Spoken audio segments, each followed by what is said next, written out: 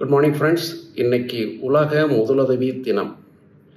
சரியாக செய்யப்படும் முதலுதவியினால் பல உயிர்கள் காப்பாற்றப்படும். அதே சமயம் முதலுதவி சரியாக செய்யப்படவில்லையெனில் உயிருக்கு பாதகம் கூட ஏற்படலாம். நான் போன வாரம் பார்த்த ஒரு நிகழ்ச்சி சொல்கிறேன். போன வாரம் திருச்சி ரோட்டில் போயிட்டு இருந்தேன். அப்போ தான் ஒரு ஆக்சிடெண்ட் ஆகி ஒரு அம்மா கீழே விழுந்துடுறாங்க. அன்கான்சியஸாக இருக்காங்க, மயக்கமாக இருக்காங்க. என்ன பண்ணுறாங்க மக்கள்? உடனே ஓடி வந்து தண்ணீர் கொடுக்குறாங்க. அது ஒரு தவறான பழக்கம்.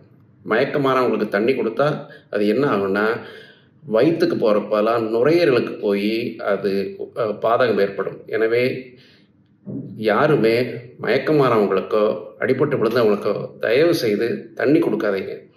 அது நுரையீரலுக்கு போனால் உயிருக்கு சேதம் விளைவிக்கும்.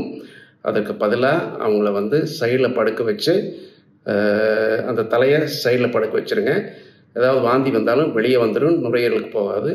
அப்புறம் உடனே பக்கத்தில் இருக்கிற ஆஸ்பத்திரிக்கோ அல்லது உடனே 108 ஆம்புலன்ஸ்க்கோ கூப்பிட்டு அவங்களுக்கு சரியான சிகிச்சையை ஏற்பாடு பண்ணுங்கள். நன்றி.